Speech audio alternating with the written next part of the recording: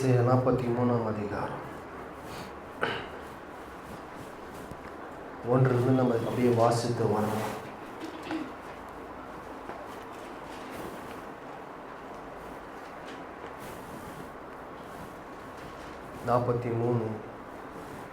நம்ம வாசிக்க கேட்கலாம். இப்போதே யாக்கோபே, உன்னை சிருஷ்டித்தவரும் இஸ்ரவேலே,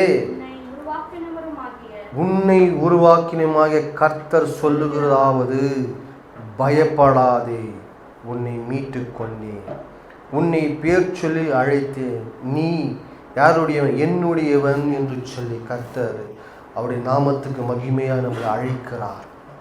இப்போதே யாக்கோபே, உன்னை சிருஷ்டித்தவரும் இஸ்ரவேலை, உன்னை உருவாக்கினமாய் கர்த்தர் சொல்லுகிறதாவது, முதல் காரியம், நீ பயப்படாதே, நீ பயப்படாதே, உன்னை நான் மீட்டு கொண்டேன், நான் உன்னை மீட்டு கொண்டேன். அழகாய் சொல்லுகிறது 1 கொரிந்தியர் 15ஆம் அதிகாரம் 55 வாசிங்க.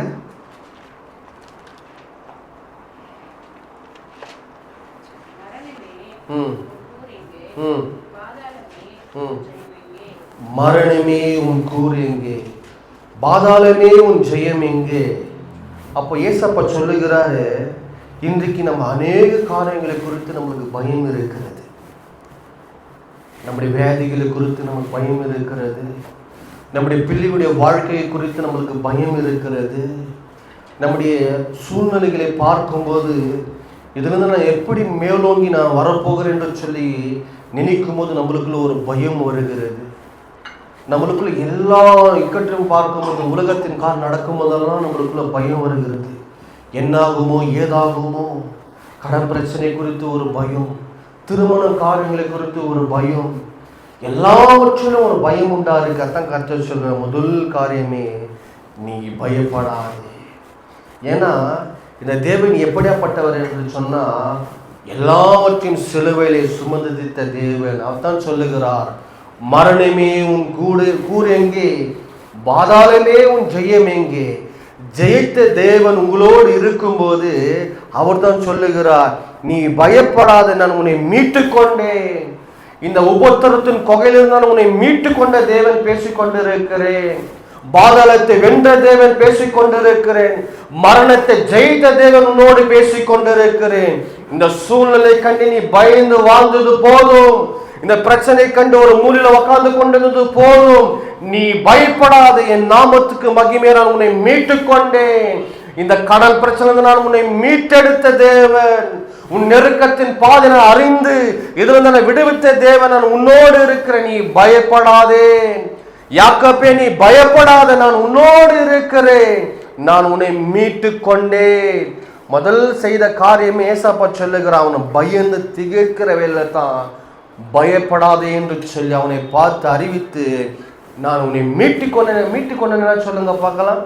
அதிலிருந்து அவரை மீட்டு கொண்டார், அந்த நெருக்கத்தில் அவரை மீட்டு கொண்டார், அந்த கஷ்டத்திலிருந்து அவரை மீட்டு கொண்டார், உன் சரீரத்தில் இருக்கிற வியாதிலிருந்து உன்னை மீட்டு கொண்டு உன்னை ஜீவனோடு இந்த நாள் வரைக்கும் வைத்திருக்கிறார் அல்லவா. இந்த தேவன் தான் என்றென்றைக்கும் உள்ள சதா காலங்களிலும் நம்முடைய தேவனாய் இருக்கிறார். அவர் மரணத்தை வென்றிருக்கிறாங்க, பாதாளத்தை ஜெயித்திருக்கிறார், சாத்தானுடைய தலையை காலின் கீழ் போட்டு நசுக்கி இருக்கிறார். உன்னை பயமுறுத்துகிற, உன்னை என்ன பண்ற, உன்னை அமர்த்த நினைக்கிற, உன்னை சோர்வுக்குள்ள கொண்டு வந்து உன்னால எழும்ப முடியாது, உன்னால நிற்க முடியாது என்று சொல்லி நீ உன்னை சோர்வடை செய்கிற அளவுக்கு மனிதர் மூலியமாவும் சரி, யார் மூலியமாவும் சரி, நம்ம நேசிக்கிற நபர்கள் மூலியமாவும் சரி, நம்மளை சோர்வடை செய்கிறான். நான் கர்த்தருக்காக இது செய்ய போகும் சொல்லும் போது, இது பண்ணாத உன்னால ஆகாது, எப்படி நீ செய்வாய் என்று சொல்லி உன்னை பயமுறுத்துகிறதை பார்க்க முடிகிறது. அதுதான் கிதியோனை பார்த்து சொல்லுகிறார், பராக்கிரமசாலியே, கர்த்தர் உன்னோடு இருக்கிறார். அப்ப கிதியோன் சொல்லுகிறான், கர்த்தர் எங்களோடு இருந்தா இதெல்லாம் நடக்குமா? இந்த பிரச்சனை எங்களுக்கு வருமா? இந்த மீதியான் கூட்டாரெல்லாம் எங்களை தேடி வந்து எங்களோட ஆகாரத்தை, புசிக்கிற ஆகாரத்தை எங்கள் கையிலிருந்து பறித்து கொண்டு போகிறாங்களே, எங்களுக்கு வாழ வழி இல்லையே, நாங்க சிக்கி தவித்து கொண்டு இருக்கிறோமே, இந்த தேவன் எங்களோடு இருந்தாக்கா இதெல்லாம் நடக்குமா என்று சொல்லும் போது மீண்டும் சத்தம் உரைக்கிறது, பராக்கிரமசாலியே, கர்த்தர் உன்னோடு இருக்கிறார், கர்த்தர் உன்னோடு இருக்கிறார். இந்த மீதியானுடைய கைக்கு மீட்டெடுக்கும்படித்தான் உன்னை தெரிந்து கொண்டிருக்கிறான். நீ பயந்து ஒரு மூலையில உட்கார்ந்தது போதும் கிதியோனே, நீ வெளியே வா, உனக்குள் இருக்கிற பலத்தோடு நீ போய்ந்து சொல்லி கிதியோனை பார்த்து அனுப்புகிறது நம்ம பார்க்கிறோம். அவன் எத்தனையோ சோதிக்கிறான், ஆனா கர்த்தருடைய பட்டி என்னுடைய பட்டை என்று சொல்லும் போது சத்துருகள் சிதற உண்டு போகிறதை பார்க்கிறோம். இன்றைக்கு இந்த பிரச்சனை கண்டு நீ சோர்ந்து போகாதே, பயந்து வாழாதே. உன்னை மீட்டு கொண்ட தேவன் சொல்லுகிறார், மரணத்துல நீ சிக்கி கொண்டிருந்தா, பாவத்துல விழுந்திருந்தா, குழியான சேத்துல விழுந்து கடந்த உன்னை தேடி வந்து உன்னை மீட்டெடுத்த தகப்பன் சொல்லுகிறார், நீ பயப்படாதே. அது மாத்திரமல்ல, உன்னை பேர் சொல்லி அழைத்த தேவன் நான் அல்லவா? உன் தாய்க்கு கர்ப்பத்தில் உருவாக்கும் முன்னே நீ உன் கர்ப்பத்துக்குள்ள நீ உருவாக்கப்படல, ஆனா கர்த்தர் உன்னை பேர் சொல்லி அழைத்திருக்கிறார். நீ யாருடையவனாம்? அழைத்து நீ என்னுடையவன் என்று சொல்லி கர்த்தர் உறுதி பண்ணி. யாருடையவர்? நம்மெல்லாம் நம்ம கர்த்தருக்குரியவர்கள். இன்னைக்கு சத்துரு கையில உன்னை விட்டு போட்டு இருக்கிறாய் அல்லவா? இன்னைக்கு சத்துரு உன்னை ஆற்றி படைத்து கொண்டு இருக்கிறான். உன்னால எழும்ப முடியாது, உன்னால உட்கார முடியாது, இதை மேற்கொள்ள முடியாது, உன்னால வாழ முடியாது, உன் பிள்ளையுடைய சூழ்நிலைகள் மாறாது, அவங்க ஆசீர்வதிக்கப்பட மாட்டாங்க, அவங்க அப்படியே போய்விடுவாங்கன்னு சொல்லி ஒவ்வொரு நெருக்கத்தை கொண்டு வந்து கொண்டே இருக்கிறானா? அப்படியே உள்ள வரீங்க, ஏசப்பா நாமத்துக்கு மகிமையா என் கர்த்தர் எனக்காக செய்து முடிப்பார் என்று சொல்லி உள்ள வரும்போது அப்படியே கூட சேர்ந்துனா வருது, இந்த பிரச்சனையும் வருது உள்ளோ. அதான் சொல்லுகிறார், நீ பயப்படாதே, இந்த பிரச்சனைக்கு நீ பயந்து போகாதே. உன் சத்துருக்கு நீ எதிர்த்து நிற்கும் போது அவன் உன்னை விட்டு ஓடி போவான். உன் சத்துருக்கு நீ எதிர்த்து நிற்க வேண்டும் என்று கர்த்தர் சொல்லுகிறார். இந்த சத்துருக்கு நாயை பாருங்க, உங்களை துரத்தி கொண்டே வரும், ஆனால் நீங்க நின்றா அது ஓடி போய்விடும். இந்த நாயை போலத்தான் சத்துருவு உங்களை துரத்த நீங்க ஓடிக்கொண்டே இருந்தா உங்களை பயமுறுத்தி கொண்டே இருப்பான். ஆனா கர்த்தர் சொல்கிறார், நீ பயப்படாதே, இதுல உன்னை மீட்டு கொண்டே. மோசையோட சடலத்துக்காக அவன் என்ன பண்றான்? போராடுறான். இது யார் தெரியுமா? மோசே. இவன் கொலைகாரன், இவன் கொலைகாரன். இந்த சடலம் என்ன உரியது என்று சொல்லி உரிமை போராடபடி வந்தாவன். ஆனா கர்த்தர் விட்டாரா? தேவனால் அபிஷேகம் பண்ணப்பட்ட பிள்ளைகளை கர்த்தர் விட மாட்டார். நீ உயிரோடு இருக்க தேவனை ஆராதித்து கொண்டு இருக்கிறான். உன் சூழ்நிலை இப்படித்தான் இருக்கமா, உன் பிரச்சனை இப்படித்தான் இருக்கமா, நெருக்கம் இப்படித்தான் இருக்கமா, கவலைப்படாதே. உன்னை மீட்டெடுத்த தேவன் சொல்லுகிறார், மரணத்தை வென்ற தேவன் சொல்லுகிறார், பாதாளத்தை வென்ற தேவன் சொல்லுகிறார், நான் உனக்காக யாவும் செய்து முடிக்கும்படி கடந்து வந்திருக்கிறேன். நீ என்னுடையவன், நீ என்னுடையவன் என்று சொல்லி உன்னை கர்த்தர் பெயர் சொல்லி அழைக்கிறார். உன் பெயர் சொல்லி அழைத்து ஜோசப் என்று சொல்லி கூப்பிட்டு, உங்களுடைய பேரை உச்ச ஈசன் என்று சொல்லி கூப்பிட்டு, நீ என்னுடையவன், நீ உலகத்துக்குரியவன் அல்ல, உலகத்தின் காரியம் செய்யும்படி நான் உன்னை அழைக்கவில்லை, என்னுடைய பணியை செய்யும்படி, என்னுடைய சித்தத்தை செய்யும்படி தான் உன்னையும் என்னும் கர்த்தர் பூமியிலிருந்து வேர் பிரித்திருக்கிறார். இந்த பூமிக்கு நீ ஒட்ட வாழ்ந்து கொண்டிருந்தா இந்த பூமியுடைய பாவங்களுடைய உனக்கு அணுகும் போது உனக்குள்ள பயம் உண்டாகும். எப்போ கர்த்தருடைய பாதத்துல நீ விழுந்து கிடக்கிறாயோ, அவர் நாமத்துக்கு, அவர் சத்தத்துக்கு நீ செவி சாய்க்கிறாயோ, கிதேன்னு பாருங்க, அவன் பயந்து கொண்டு ஒளிந்து கொண்டு இருக்கிறான். எப்போ தேவ சத்தம் தொனிக்கிறதோ, அந்த சத்தத்துக்கு எப்போ செவி சாய்த்து அவன் ஒப்பு கொடுக்கிறானோ, அந்த நேரமே அவன் பயம் அவனை விட்டு நீங்கி போனது. அவன் சொல்லுகிறான், கர்த்தருடைய பட்டை என்னுடைய பட்டை என்று சொல்லும் போது மீதியாருடைய கூட்டங்கள் சிதறுண்டு போனாங்க. இந்த பிரச்சனை கொண்டு வந்து ஒரு சோர்வடை செய்கிறானா? இதை கண்டு நீ சோர்ந்து போகாதே. அத்தான் கர்த்தர் சொல்றான், நீ உன்னை மீட்டு கொண்ட இதுல இருந்து திருப்பி அந்த பிரச்சனையை பார்க்காதே, அந்த பிரச்சனையை பார்க்காதே. ஆகார் பயந்தா, என் மகன் மரித்து போகிறான், நான் என்ன செய்வேன்? தண்ணி இல்லாத நான் கதறி கொண்டிருக்கிறேன், என்ன செய்வேன் என்று சொல்லி கலங்குற வேலை சொன்னார். ஆகாரே என்று கூப்பிட்டு அவள் கண்களை திறந்த மாத்திரத்திலே ஊற்று தண்ணி அவர் கண்களுக்கு முன்பதாகவே இருந்தது. பயந்தது போதும், வனாந்தரம் வாழ்க்கையில நீ மட்டும் தனியா நடக்கிறேன்னு நினைக்காது. உன்னை காண்கிற தேவன் ஒருத்தர் இருக்கிறார், உன்னை நடத்துகிற தேவன் ஒருத்தர் இருக்கிறார், வனாந்தரத்தின் பாதியில உன்னை போஷிக்கிற தேவன் ஒருத்தர் இருக்கிறார். உன் கரங்களை பிடித்து உன்னை மீட்டெடுத்த தேவன் நீ என்னுடைய என்று சொல்லும் போது எப்படி உன்னை கைவிடுவார், எப்படி உன்னை மறுப்பார்? மனிதர்கள் 1000 பேசட்டும், சத்துரு உன்னை பலவீனப்படுத்தட்டும், பரவாயில்ல, யார் என்ன சொன்னாலும் என் கர்த்தர் என் மீட்பர் உயிரோடு இருக்கிறார், எனக்காக யாவும் செய்து முடிப்பார் என்று சொல்லி அவர் சமூகத்தில் நீ வீழ்ந்து கிடக்கும் போது உன் பிரச்சனை உன்னை விட்டு ஓடி போகிறதை நீ உன்னால பார்க்க முடியும்.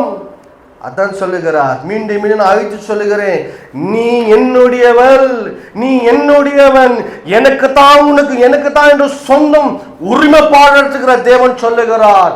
உன்னை மீட்டெடுத்த தேவன் சொல்லுகிறார். தன் ஜீவனை கொடுத்து தன் ரத்தத்தை கொடுத்து இந்த பாவத்திலிருந்து மீட்டெடுத்த தேவன் சொல்லுகிறார், நீ எனக்குரியவன், சத்துருவுக்குரியவன் அல்ல. பாவமான காரியங்களுக்காக உன்னை அழைக்கவில்லை, பரிசுத்தமான தேவனுடைய பணியை செய்யும்படித்தான் நான் உன்னை மீட்டெடுத்தேன். இந்த தேவத்துக்கு நீ ஒப்பு கொடுக்கும் போது தான் உன் குடும்ப சூழ்நிலை மாறும். ஏதோ கேட்டோம் ஏதோ வந்தேன் என்று அல்ல, உன்னை மீட்ப சொல்லுகிறார். நீ என்னுடையவன், நீ என்னுடையவள். அப்போ கர்த்தருடையவன் என்று சொல்லும் போது கர்த்தருனை பாதுகாப்பாரா, பாதுகாக்க மாட்டார்களா? அவங்களுடைய பிள்ளைகள் ஒரு உலகத்தனமான தாய் தகப்பன் தன் பிள்ளைகளை எப்படி நேசிக்கிறாங்க, எப்படி கண்டித்து வளர்க்குறாங்க. ஏன்னாக்கா என் பிள்ளை வழி மாறி போகக்கூடாது, அவன் பள்ளத்தில் விழக்கூடாது என்று அவங்களுக்கு ஆசை. இப்படியாப்பட உலகத்தனமான தாய் தகப்பன் இருக்கும்போது நம்மளை உருவாக்கின தேவன், நம்மளுக்கு ஜீவன் கொடுத்த தேவன் உரிமையா சொல்லுகிறார், நீ என்னுடையவன், நீ என்னுடையவள், நான் உன்னை மீட்டு கொண்டேன். அது கீழ்கிற வசனம் பாருங்க, நீ தண்ணீர்களை கடக்கும் போது நான் உன்னோடு இருப்பேன். இந்த பிரச்சனை மத்தியில் நான் ஒண்டிதான் நடக்கிறேன் நினைக்கிறீங்களா? இல்லைங்க, கர்த்தர் உங்களோடு இருக்கிறார். வாக்குத்தத்த தேவன் உண்மை உள்ளவர். நீ தனியா அழுகிற நினைக்கிறியா? உன்னோடு சேர்ந்து கர்த்தர் அழுகிறார். சந்தோஷமா இருக்கும் போது 1000 பேர் இருப்பாங்க, ஆனா துக்கப்படுகிற வேலையில நீ ஒருவர் மாத்திரம் தான் நின்று அழ வேண்டும். அதான் ஏசப்பா சொல்லுகிறார், நீ தண்ணீர்களை கடக்கும் போது நான் உன்னோடு இருப்பேன். நீ ஆறுகளை கடக்கும் போது அவர்கள் உன்மேல் புரடுவது கூட இல்லை, உன்னை டச் பண்றது கூட இல்லை. உன்னை மீட்டெடுத்த தேவன் இப்படியா உன்னை பாதுகாக்கிறார். இந்த பிரச்சனை கண்டு ஏன் சோர்ந்து போய் கொண்டிருக்கிறார்? இந்த நெருக்கத்தை கண்டு ஏன் சோர்ந்து பயந்து வாழ்ந்து கொண்டிருக்கிறார்? என் எதிர்காலம் என்ன ஆகுமோ, என் பிள்ளைகளுடைய எதிர்காலம் என்ன ஆகுமோ என்று சொல்லி ஏன் பயப்படுற? நீங்க சொல்லி ஜெபம் பண்ணுங்க, எங்களை மீட்டெடுத்த தேவன் நீர் என்னோடு இருக்கிறீரப்பா. இந்த தண்ணீர்களை கடக்கும் போது நீர் என்னோடு இருக்கிறீர். நீ ஆறுகளை கடக்கும் போது என்ன பண்றா? அது உண்மையில பொருள் என்ன பண்றது? புரளுவதும் இல்லை. யோசித்து பாருங்க. இஸ்ரவேல் ஜனங்களை பார்த்து சொன்னார், உங்களை பரிசுத்த பண்ணீங்க, நாளைக்கு உங்க நடுவில் நான் அற்புதம் செய்ய போகிறேன். யோர்தான் அறுப்பு மிகுதியா இருக்கிறதுங்க. ஏசப்பா சொல்லுகிறார், ஆசாரிய முன் நடக்கும்படி செய். இவ்வளவு டிஸ்டன்ஸ்ல இருக்கணும்னு சொல்றாரு. ஆசாருடைய இந்த கால், அந்த கால் பட்டுதுங்க, யோர்தான் பின்னிட்டு திரும்பினது. ஆசாருடைய கால், அவன் கையில் என்ன இருந்தது? உடன்படிக்கை இருந்தது, தேவ வார்த்தை இருந்தது. இன்றைக்கு அந்த உடன்படிக்கை பெட்டி நீயும் நானுமாய் இருக்கிறோம். நீ குடும்பத்துல கால் வைக்கும் போது குடும்பத்தில் இருக்கிற பிரச்சனை ஓடிதான் போகணும், பின்னிட்டு தான் திரும்பணும். மீட்ப சொல்லுகிறா, அது உண்மையில புரடுவதில்லை, உன்னை டச் கூட பண்றதில்லை. அது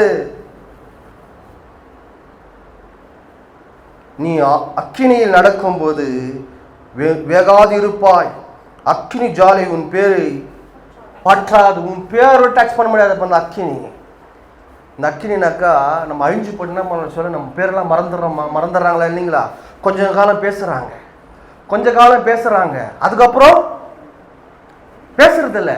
ஏன்னா மறந்து போயிடுறாங்க பேரு. ஆனா கர்த்தர் சொல்லுகிறார், அழகா சொல்றாரு பாருங்க, நீ அக்கினி நடக்கும்போது வேகாது இருப்பாய், அக்கினி ஜாலை உன் பேரில் பற்றாது, உன் பேரை டச் பண்ண. யோசித்து பாருங்க, பேரை சொல்லி அழைத்த தேவன் யாருங்க? யாக்கோப்பே, உன்னை சிருஷ்டித்து வரும் இஸ்ரவேலை உன்னை உருவாக்கின கர்த்தர் சொல்லுகிறதாவது, பயப்படாதே, பயப்படாதே சொன்ன தேவன் தான் சொல்லுகிறார். உன் பேர் கூட பற்றுறது இல்லையா, உன் பேர் கூட அழிந்து போகுது. இன்னைக்கு நீ வாழ தகுதி அல்லவன் என்று சொல்லலாம், நீ உன் குடும்பம் அழிந்து சின்ன பண்ண போகணும் என்று சொல்லலாம். ஆனா கர்த்தர் சொல்லுகிறார், இந்த அக்கினி கூட உன் தொடுறதில்லப்பா. உன் பேர் கூட என்ன பண்றது, பற்றுவதில்லை. இந்த சாத்ராக் மேஷாக் பாருங்க, வசனத்துல இதெல்லாம் இல்லைங்களா, அந்த வாக்குத்தத்தத்தை நிறைவேற்றினாரா இல்லைங்களா? அந்த 3 பேர் இல்லாத போடுவாங்கன்னு நினைச்சாங்க. ஆனா ராஜா சொல்லுகிறார், இந்த 3 பேர் ஆராதிக்கிற தேவன் ஜீவனுள்ள தேவன். இப்படியா உன் பேரை கேவலமா பண்றாங்களா, கேசுறாங்களா, உன் பேரை குறித்து எதனா சொல்றாங்க, பரவாயில்ல. கர்த்தர் நீ அக்கில் நடந்தாலும் உன் பேர் மேல பேர் என்னது, அழிந்து கூட போகாத. உங்களுக்கு புரியுற மாதிரி சொன்னா, உன் பேர் கூட அழியாதுப்பா. அது மறக்கப்பட்டு போவதில்லை. இஸ்ரவேல் இனி வரைக்கும் மறக்கப்பட்டு இருக்கிறதா? யார் வச்சிருந்து பேருங்க?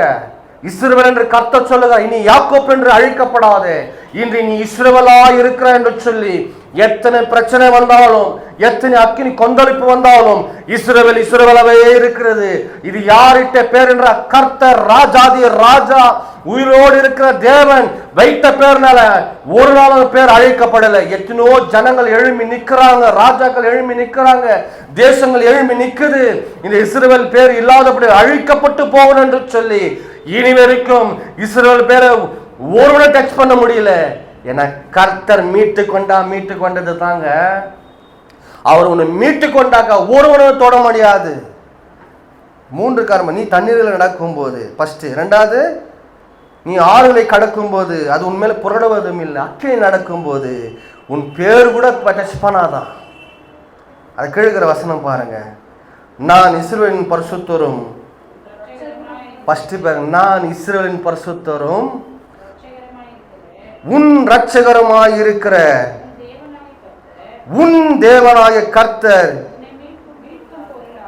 உன்னை மீட்கும் பொருளாக எகிப்தையும் உனக்கு ஈடாக எத்தியோப்பியாவையும் சோபாவையும் கொடுத்தேன். உன்னை மீட்கொள்றதுக்காக எத்தனை தேசத்தை கொடுக்குறாரு பாருங்க, 3 தேசத்தை கொடுக்குறாரு. புரியுதுங்களா சொல்றது? உன்னை மீட்க வேண்டும்னா இல்லாதவர்களை இருப்பது போல அழைக்கிற தேவன் உங்களை இஸ்ரவேல் ஜனங்களை எகிப்திலிருந்து மீட்டு கொண்டு வரும்போது பாலும் தேனும் தேசத்தை கொடுத்தார். அவன் கட்டுவன் இல்லையா, நாட்டுவன் இல்லையா, இலவசமா கொடுத்துட்டார். உன்னை மீட்டு எடுத்துட்டாங்க, எல்லாம் உங்களுக்கு இலவசமா வந்துருங்க. அதுக்கு அந்த 3 வாசம் திருப்பி வாசிங்க, நான் இஸ்ரவேலின் பரிசுத்தரும் உன் இரட்சகருமாகிய உன் தேவனாகிய, யாருடைய? நம்முடைய தேவனாகிய கர்த்தர் உன்னை மீட்டெடுக்க பொருளாக எகிப்தையும் கொடுத்தேன். நம்முடைய தேவன் எவ்வளோ அன்பு நிறைந்த தேவன் பாருங்க. உன்னை மீட்டெடுத்த தேவன் என்ன கொடுக்குறாரு பாருங்க. இன்றைக்கு இதுக்கெல்லாம் நம்ம பயந்து வாழ்ந்து கொண்டு இருக்கிறோம், இந்த பிரச்சனைகளெல்லாம் பயந்து வாழ்ந்து கொண்டு இருக்கிறோம். இந்த மீட்டெடுத்த தேவனுடைய சமூகத்தில் நீங்கள் விழுந்துட்டீங்கன்னாக்கா இதெல்லாம் ஏமாத்துறங்க, ஒன்றுமே இல்லை. அதுதான் மரணமே உன் கூறு எங்கே, பாதாளமே உன் ஜெயம் எங்கே? மரணத்தை வென்ற தேவன் நம்மளோடு இருக்கும். இதெல்லாம் எங்கங்க? அவர் பாருங்க, உனக்காக யாவை செய்து முடிக்கிற தேவன், உனக்கு ஈடாக நீ இழந்து போன காரியங்களுக்கு ஈடாக ரெட்டிப்பாய் தருகிற தேவன் உன்னோடு இருக்கிறார். உன்னை கேவலப்படுத்தின மனிதருக்கு முன்பதாக உன்னை மேன்மைப்படுத்துகிற தேவன் உன்னோடு இருக்கிறார். உன் சத்துருக்கு முன்பதாக பந்தை ஏற்படுத்தி தலையை எண்ணெயினால் அபிஷேகம் பண்ணுகிற தேவன் உன்னோடு இருக்கிறார். இந்த தேவன் உன்னோடு இருக்கும்போது எதுக்கு நீ பயந்து ஜீவித்துக் கொண்டிருக்கிறார்? எதுக்கு பயந்து சோர்ந்து வாழ்ந்து கொண்டிருக்கிறார்? உனக்கு ஈடாக எல்லாவற்றும் செய்ய கர்த்தர் ஆயத்தமாய் இருக்கிறார். நீ அர்ப்பணித்தால் போதும், நீ பயந்தது போதும். இந்த பயத்துக்காக உங்களை அழைக்கலங்க, பயத்துறதுக்கு அழைத்துக்கிறாருன்னு சொல்லுங்க. அப்பா பிதாவின் கூப்பிடத்தக்கதான புத்திர சாவகத்தை கொடுத்திருக்கிறார். இந்த பயத்தை வஸ்திரத்தை கழட்டி போட்டு பரிசுத்த வஸ்திரத்தை உடித்து கொண்டு எனக்கு செய்யுங்கப்பான்னு சொல்லும்போது கர்த்தர் உனக்காக செய்து முடிச்சிருவார். அவர் வாக்குறுத்துகிறார் தான், உனக்காக நீ யாவும் செய்து முடிப்பேன் என்று சொல்லி அந்த வாக்குறுத்தம் கண்களுக்கு முன்பாக நிறுத்தி வைத்து ஜெபம் பண்ணுங்க. நீங்க பயப்படாது என்று சொன்னீங்களே, மீட்டெடுத்த என்று சொன்னீங்களே, நீ எனக்குரிய என்று சொன்னீங்களே, அப்போ என்னுடைய காரியங்களை நீ தான்பா செய்யணும். எந்த மனிதனை நான் தேடி போக மாட்டேன், எந்த மனிதனை நான் சார்ந்து வாழ மாட்டேன், யாரிடத்துல நான் கையேந்து நிற்க மாட்டேன். என் ராஜாதி ராஜா என்னை மீட்டெடுத்த தகப்பனுக்கு தான் என் கையேந்தப்படும்படி என் கையை விரித்து நான் கேட்கிறேன்ப்பா, இந்த நெருக்கம் இன்றைக்கு மாறும் என்று சொல்லி நீ உத்தரவாதம் பண்ணி ஜெபம் பண்ணும் போது ஒரு நொடி பொழுதிலே உன் நெருக்கம் மாறும். இதுக்கு ஈடா தான் சொல்றாரு, நீ இழந்து போனதுக்கு ஈடா நான் தருவேன். நீ என்ன பண்ணனாக்கா, இந்த வசனத்தை பிடித்து கொண்டு 2 காரங்களும் தேவ சமூகத்துல நீங்க வெறித்து ஜெபம் பண்ணி பாருங்க. நீ படித்த படிப்பு ஒன்றுமில்லைனா பரவாயில்ல, நீ பட்ட வாங்கலாம் பரவாயில்ல, நீ என்னை மீட்டு கொண்டேராப்பா, இது நீ எனக்காக செய்யணும்னு சொல்லி இருக்கிறீங்களாப்பா, செய்யுங்கப்பான்னு தேவ சமூகத்தின் கரத்தை விரித்து நீ கேட்கும் போது தேவன் கடந்து வந்து உன் சூழ்நிலை மாற்றி போடுகிற தேவனாயிருக்கிறார். கிழக்கிற வசனம் அழமான வசனம். நீ என் பார்வைக்கு போதுங்க, நீ என்னுடைய பார்வைக்கு யாருடைய பார்வைக்கு? இன்னைக்கு மனுஷனுடைய பார்வைக்கு நம்ம உயர்ந்து காண்பிக்கணும், நம்ம மேட்மே பண்ணிக்கிறோம். ஆமாங்களா இல்லைங்களா? யார் சாட்சி கொடுக்கணுங்க? தேவன் தான் சாட்சி கொடுக்கணும். மோசையை பார்த்து என்ன சொல்லுகிறார்? என் வீட்டில் எங்கும் உண்மை உள்ளவன் என்று சொல்லுகிறார். ஆமாங்களா இல்லைங்களா? ஆபிரகாமை பார்த்து சொல்லுகிறார், எனக்கு சிநேகிதன் என்று சொல்லுகிறார். அப்போ யாரிடத்துல சாட்சி வரணும்? மனுஷத்துல சாட்சி நம்மளுக்கு தேவையில்லை, கர்த்தரிடத்திலிருந்தே சாட்சி வரணும். நீ எனக்கு பார்வைக்கு அருமையானபடியால், தேவ பார்வைக்கு நீ அருமையா இருக்கணும். அப்ப என்ன வருதா? ஞானம் வருது, மேன்மை வருது. இன்றைக்கு யாரோடைய பார்வைக்கோ நம்ம இப்படி வாழணும், இப்படி இருக்கணும், அவங்கள அப்படியே கவர்ந்து இஸ்கிறது போல வார்த்தைகளை கோர்த்து கோர்த்து நம்ம பேசுகிறோம் அல்லவா? இதெல்லாம் விருது, இதெல்லாம் வீண். உன்னை குறித்து கேவலம் பேச கவலைப்படாதீங்க. கர்த்தருடைய பார்வைக்கு நீ அருமையுள்ள மகனாய் மாறும்போது கனம் பெற்றவர்களாய் மாறுறீங்க. நீங்க கனம் பெற்றவர்களாய் மாறுறீங்க. அப்ப அந்த கனம் என்ன கொண்டு வரனாக்கா, உனக்கு உயர்வு கொண்டு வரும், உனக்கு மேன்மை கொண்டு வரும். யாரால வருது கனம்? கர்த்தருடைய பார்வையில நீ அருமையா இருந்தா தான் கனம் வரும். மனுஷனுடைய பார்வையில நீ அருமையா, என்ன பார் நான் எப்படி வாழ்ந்துருக்கிறேன், இப்ப நான் எப்படி தரம் பண்றேன் அப்படின்னு சொல்லிட்டு உங்களுக்குள்ள பெருமை வருதா இல்லைங்களா? உங்களுக்குள்ள மேன்மை வருதா இல்லைங்களா? ஆமாங்களா இல்லைங்களா? நான் எப்படி பைக் ஓட்டுறேன் பாரு, எப்படி நான் கார் ஓட்டுறேன் பாரு, எப்படி நான் ஷூ போட்டுனுக்கிறேன், எப்படி நான் ட்ரெஸ் போட்டுனுக்கிறேன் பாரு, அப்படியே எல்லா மனிதர்கள் பார்க்கிற வண்ணமாய் உன்னுடைய வாழ்க்கையை நீ வாழ்ந்து கொண்டு இருந்தாக்கா கனம் ஒரு நாளும் வராது. முன்பதாக பேசுவாங்க, என்னன்னு எவ்வளோக்கு வாங்க, ட்ரெஸ் நல்லா இருக்குது, ட்ரெஸ் ரொம்ப நல்லா சூப்பராக இருக்குது, எவ்வளோக்கு வாங்க நீங்க, இவளுக்கு இவ்வளோ நல்லா இருக்காது. நீ 100 ரூபாய் ட்ரெஸ் வாங்கி போட்டு கொண்டு போ. கர்த்தருடைய பார்வை நீ கர்த்தருடைய பார்வையில் அருமையான பிள்ளையா இருக்கும்போது அந்த இடத்துல கனம் பெற்றவளாய் மாறிடுற, கனம் பெற்றவனாய் மாறிடுற. இஸ்ரவேல் ஜனங்கள் பாருங்க, வருஷம் அவங்க துவைக்கலங்க, ஒரே ட்ரெஸ் தான். அவங்களோட வஸ்திரம் கிழிந்து கூட போகலங்க, அவங்களோட வஸ்திரம் கிழிந்து கூட போகலைங்க. அதை அவங்க வளர வளர வளர்ந்து கொண்டே இருக்கிறது. பாதரட்சை பாருங்க, அவங்க வளர வளர பாதரட்சை வளர்ந்து கொண்டே இருக்கிறது. அப்போ கர்த்தருடைய பார்வை நீங்க அருமையா மாற்றீங்கன்னாக்கா கனம் பெற்றவர்களா மாறிடுங்க. மாறினாக்கா உங்களுக்கு ஒரு குறைவும் இல்லைங்க, ஒரு குறைவே இல்லைங்க. கர்த்தருடைய கரத்துல ஒப்பு கொடுத்துருங்க, கர்த்தரை நம்பி வாழ்ந்துருங்க. இன்னைக்கு மனுஷனுடைய சார்ந்து வாழ்ந்தது போதும், இன்றைக்கு உங்களை ஒப்பு கொடுத்துருங்க. இந்த மனிதனை நம்பி நான் ஏமாந்தது போதும் அப்பா, என் கரத்தை நான் விரித்து நான் கேட்கிறேன்ப்பா, உம்முடைய பார்வை நான் கனம் பெற்றவனா இருக்கணும்.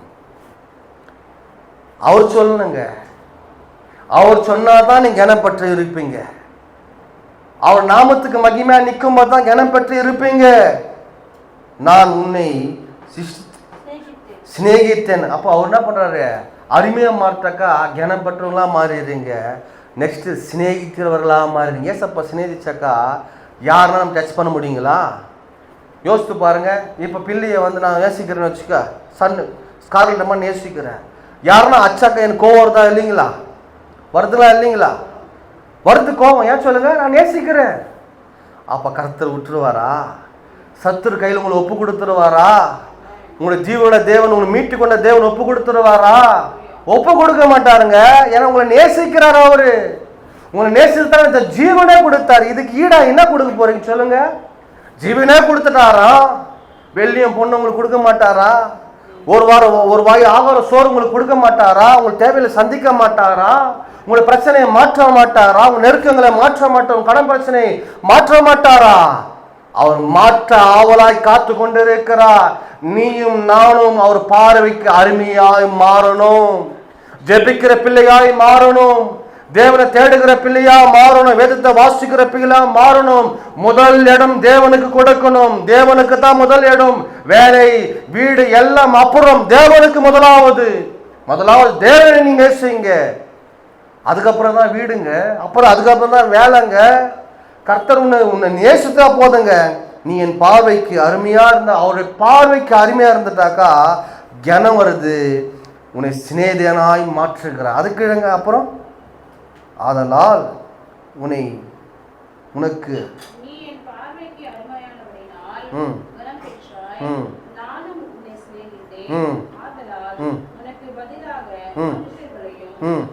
இங்க பாருங்க, உனக்கு பதிலாக உனக்கு பதிலாக மனுஷரையும் உன் ஜீவனுக்கு ஈடாக ஜனங்களை கொடுப்பேன். திரும்பி சொல்லுகிறாருங்க. அப்போ யோசித்து பாருங்க, நான் உன்னை சிநேகித்து மனுஷன் உனக்கு பதிலாக மனுஷரையும் உன் ஜீவனுக்கு பதிலாக ஜனங்களை நான் உனக்கு தருவேன். நீங்க எப்படி எடுத்துங்க. கர்த்தர் அவர் பார்வை நம்ம அருமையாக மாற்றோம்னாக்கா ஆட்டோமேட்டிக்காக கனம் வந்துதுங்க. நான் பார்த்து இருக்கிறேன். உலகத்தின் பாவத்தை நான் வாழ்ந்து கொண்டு இருக்கும்போது ஒருவனும் நம்மளை கண்டுக்கிறதே இல்லை. ஆனால் கர்த்தரை தேடி அவர் சமூகத்தில் விழுந்து கிடக்கும்போது ஆட்டோமேட்டிக்காக யாருனா கூட்ட அப்படி போம்னாக்கா பிரைஸ் லார்ட் அப்படின்னு கையாந்துச்சு. இத்தான் தேவனுடைய பார்வையில் கனம் பெற்றவர்கள். இத்தான் தேவனுடைய பார்வையில் உங்களை கனப்படுத்த தேவன் உங்களை நேசிக்கிறபடியாக தான் அந்த கனம் வருது. தேவனுடைய பார்வை நீ அருமையா இருக்கும்போது தான் கனம் வருது. இந்த கனம் வரும்போது நம்மளை உயர்த்தும் போது கீழே விழுந்துடுறோம். சத்துரு அப்படித்தானே விழுந்தான் கீழே. அவனை உயர்த்த ஒப்பு கொடுத்துட்டான். எந்த பிள்ளைங்களாம் பாருங்க, அப்பா தன் பிள்ளைகளை முன்னே வச்சு அழகு பார்க்கறது, ஆமாங்களா இல்லைங்களா? அதை காட்டிலும் 1000 மடங்கு தேவன் நம்மளை முன்னிறுத்தி வச்சு அழகு பார்க்குற தேவன். உங்களை மறந்துடுவாருங்களா? உங்களை கைவிட்டுருவாருங்களா? போட்டோன்னு சொல்லுங்க. நான் பிள்ளைகளை கொண்டு மகிமையான காரியங்களை செய்கிற தேவன் உங்களை மறந்து போவாருங்களா? இன்றைக்கு ஒரு அர்ப்பணிங்க. மனுஷனை நம்பினது போதும்ப்பா. மனுஷன் முன்பதாக நான் வாழ்ந்தது நடந்தது போதும். இனி உம்முடைய பார்வையில் நான் அருமையான மகனா மாற என்னை ஒப்பு கொடுக்குறப்பா. இது ஒப்பு கொடுக்கும்போது கனம் உன்னை தேடி வரும். வேலை உன்னை தேடி வரும். படிப்பு ஞானம் உன் கர்த்தர் தருவா. குடும்பத்துக்கு உன்ன தேவைகள் உன்னை தேடி வரும். அந்த விதவை தாயார் ஒரு பிடி மாவு தாங்குது. அது சுட்டு மறிச்சு போனன்னு சொல்லி சாப்பிட்டுட்டு மறிச்சு போனன்னு சொல்லிட்டு காத்து கொண்டு இருக்கிறாங்க. ஆனால் கர்த்தர் தேவதாசனை போஷிக்கும்படி ஒன்றுமில்லாத கரத்தில் கொண்டு போய் சேர்க்கிறார். அவன் சொல்லுகிறான், முதலாவது அந்த அடையை எனக்கு சுட்டு எத்தணும், அப்புறம் நீங்கள் 2 பேர் சேர்ந்து சாப்பிடுங்க பரவாயில்ல. அவன் சொல்லுகிறாய், இந்த ஒரு பிடி மாவு தான் இருக்குது, பாத்திரத்தில் கொஞ்சம் எண்ணெய் இருக்குது, இதை சாப்பிட்டு அங்கே மறிக்க வேண்டும் நினைக்கிறோம்.